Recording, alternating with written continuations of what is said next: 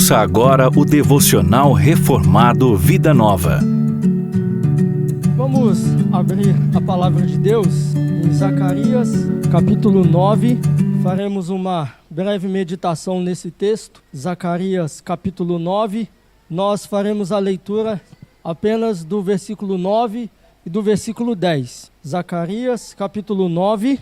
Faremos a leitura do verso 9 e o verso 10.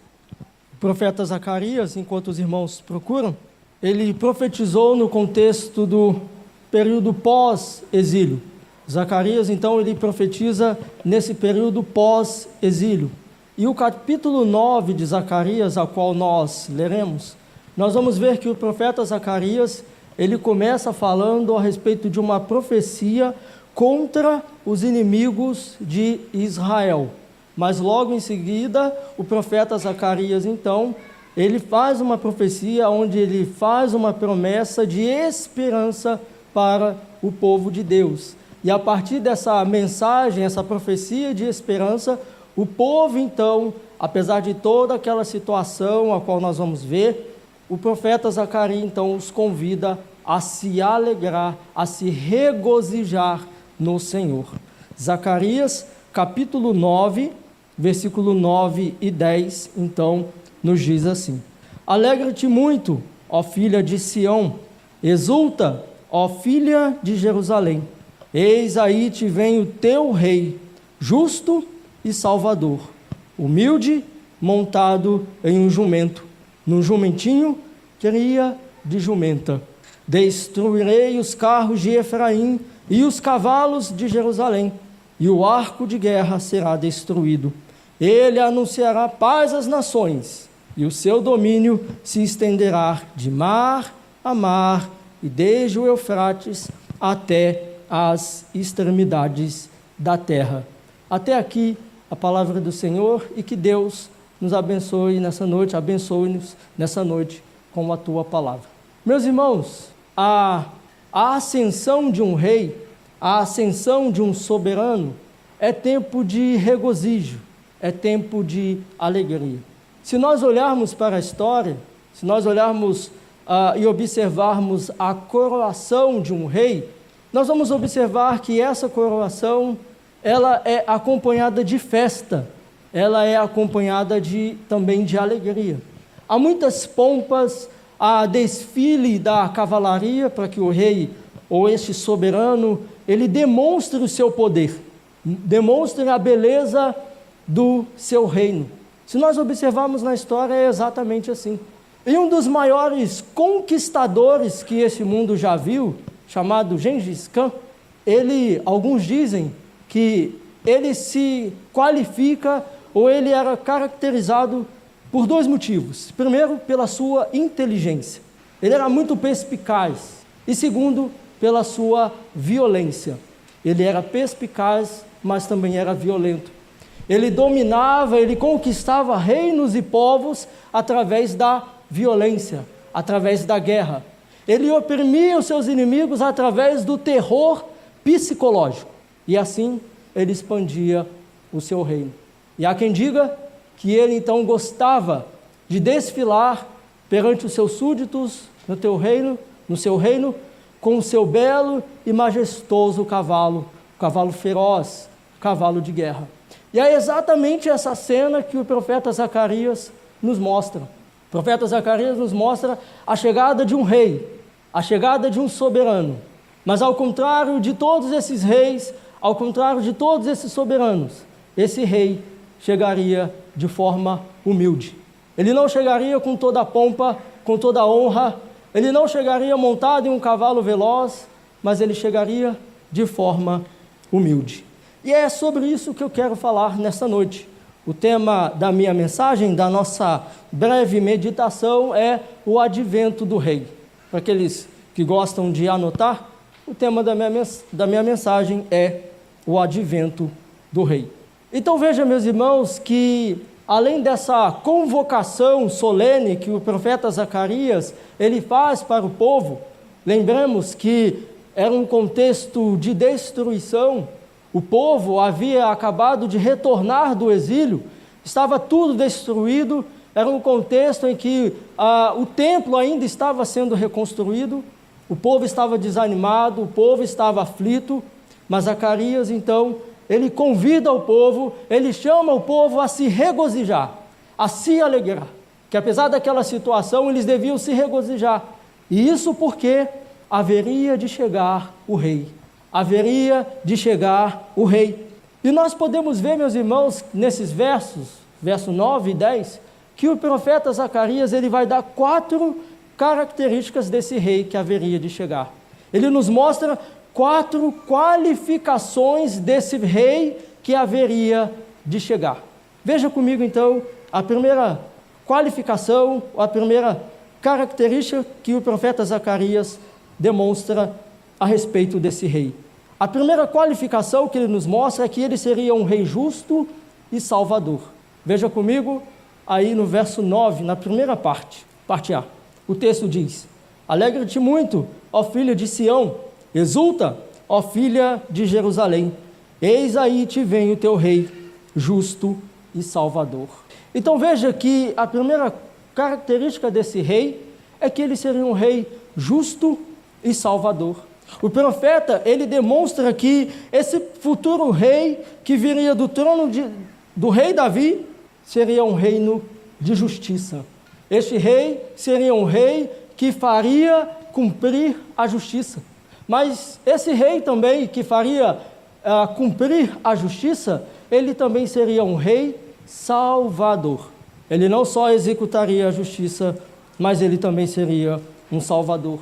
Este rei que o profeta Zacarias nos mostra, este seria um rei que protegeria os seus súditos. Ele estaria com os seus súditos no momento de perigo, no momento de aflição, no momento de necessidade. Ele seria um rei justo, mas também seria um rei salvador. A segunda qualificação que o profeta Zacarias nos mostra é que ele seria um rei humilde. Veja aí ainda no verso 9, na parte B. Humilde, montado em um jumento, no jumentinho, cria de jumenta. Então veja, meus irmãos, que além de ser um rei justo, além de ser um rei salvador, ele também seria um rei manso e humilde. Ele seria um rei manso e humilde. A ideia aqui, meus irmãos, não é uma ideia de pobreza em si, mas a ideia é que este rei, que o profeta Zacarias demonstra, é que esse rei não chegaria como um conquistador. Nós sabemos, ou se nós olharmos algumas passagens, nós vamos ver que é costume dos reis chegar no seu cavalo, chegar de forma majestosa. Aliás, não há nenhum texto que nos mostra que um rei chegou em um jumentinho. Mas este rei, profetizado por Zacarias, chegaria numa jumentinha. E meus irmãos, quando um rei, ele chega em toda a sua pompa, com toda a sua cavalaria, ele fica distante do povo, ele fica longe do povo. Mas esse rei, ele estaria próximo do seu povo, ele estaria mais perto do seu povo. Então essa é a segunda característica desse rei.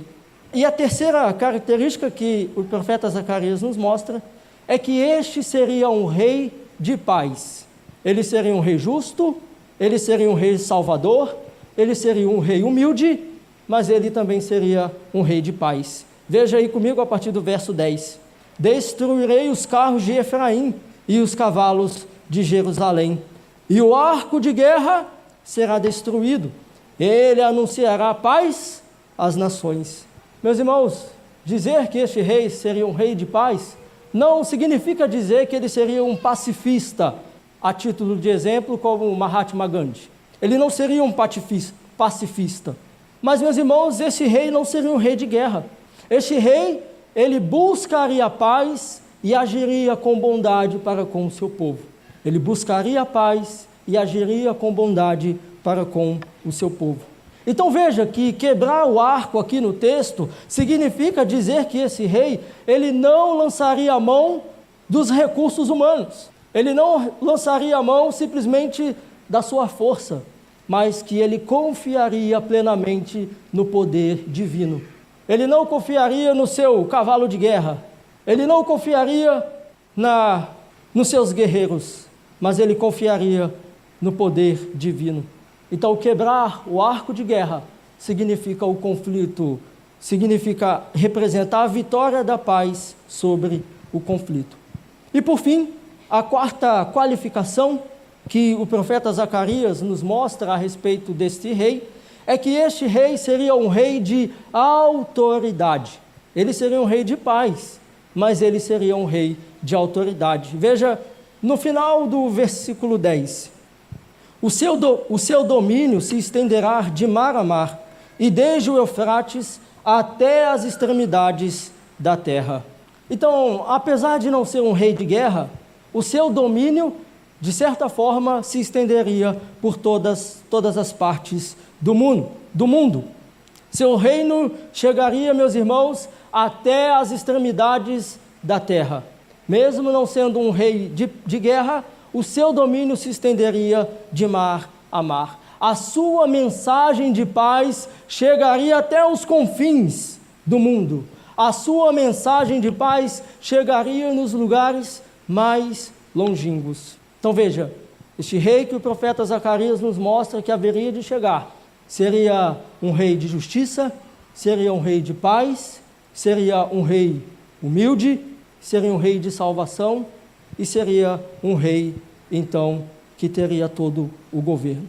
Portanto, meus irmãos, para a nossa aplicação, será que nós podemos identificar na história quem seria esse rei profetizado por Zacarias?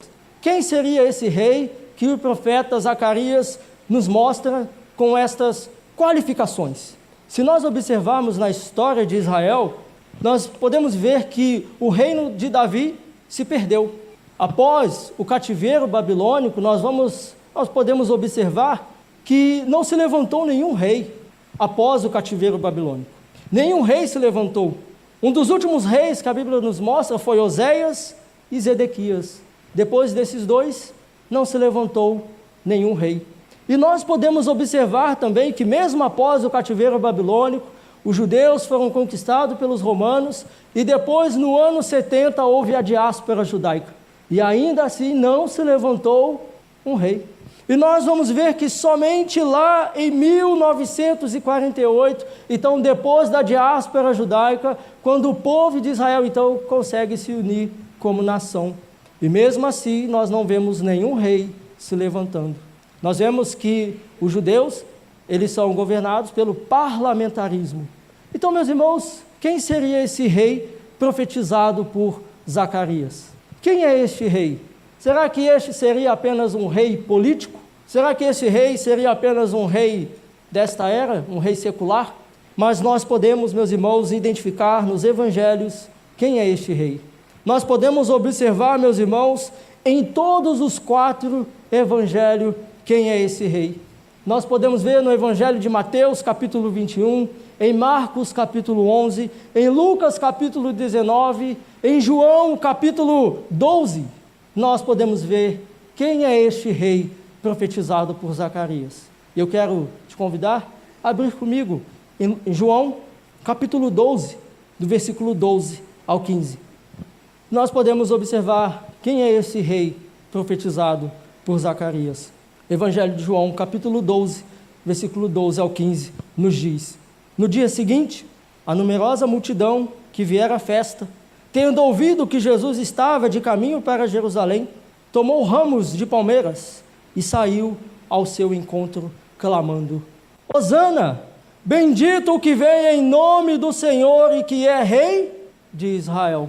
E Jesus, tendo conseguido um jumentinho, montou, segundo está escrito: Não temas, filha de Sião, eis que o teu rei aí vem, montado em um filho de jumenta. Portanto, façamos, meus irmãos, apenas 2 aplicações. A primeira aplicação que nós podemos ver é que essa profecia de Zacarias, ela não pode ser aplicada a nenhum outro herói da Escritura. Ela não pode ser aplicada a nenhum outro rei, a não ser em Cristo Jesus. Essa profecia, ela se cumpre exatamente no Filho de Deus, quando ele entra em Jerusalém, montado em um jumentinho. É Deus apontando para nós aquilo que é legítimo crer. Deus está apontando para nós que quando Ele faz uma promessa, a sua promessa se cumpre. Ele cuida para que aquilo que Ele disse pela boca dos seus profetas se cumpra exatamente da forma como Ele disse. Quando Jesus então entra em Jerusalém, assentado em um jumentinho, Deus está dizendo para nós: eis aí o seu rei, creia nele. Portanto, meus irmãos, o versículo 9 de Zacarias, como nós acabamos de ler, ele já se cumpriu. Essa é a nossa primeira aplicação. Deus já enviou o seu Filho, o nosso Rei prometido, aquele que salvaria-nos dos nossos pecados, aquele que morreria pelos nossos pecados, aquele que veio como um bebê, como um homem simples, andou como um homem simples, sentiu dores, sentiu fome, sentiu sede, morreu, ressuscitou, está à destra de Deus Pai. Essa profecia do versículo 9 de Zacarias já se cumpriu. Mas, meus irmãos, a segunda aplicação, nós podemos ver que ainda há uma promessa a se cumprir. O versículo 9 de Zacarias já se cumpriu, mas o versículo 10 de Zacarias ainda não se cumpriu. E esta, meus irmãos, é a segunda aplicação. Há uma promessa de Deus para se cumprir para o seu povo. Ainda que nós, como seus servos, tenhamos a verdadeira paz em nossos corações, meus irmãos, ainda não há absoluta paz entre todas as nações, como Zacarias nos mostra, que esse rei estabeleceria a paz. Ainda não há, meus irmãos, absoluta paz. Ainda que ele possua toda a autoridade, conforme o Evangelho vai nos mostrar, Mateus capítulo 28, mais especificamente, ainda que ele tenha toda a autoridade no céu e na terra, o seu domínio ainda não foi plenamente concretizado. Ainda nós podemos ver as potestades do ar que influenciam esse mundo, o pecado que ainda influencia esse mundo, doenças, mortes, aflições ainda reinam nesse mundo.